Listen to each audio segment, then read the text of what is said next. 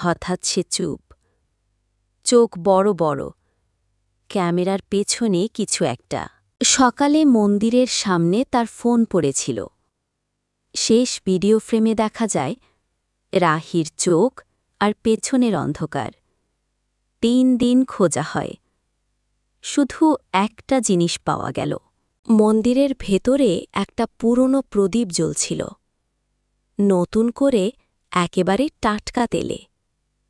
আর ইটের গায়ে দেখা গেল এক ছায়া, রাহির মতো দেখতে, ভিজে, তাও মাটিতে না, দেওয়ালে আঁকা যেন ছায়া। এখন প্রতি শনিবার সন্ধ্যায় আরও একটা ছায়া এসে দাঁড়ায় রাহির পাশে। আরেকজন অপেক্ষায়। কখনোই পুরনো নীরবতাকে চ্যালেঞ্জ করো না, কারণ কিছু জায়গা ফাঁকা থাকাই শ্রেয়।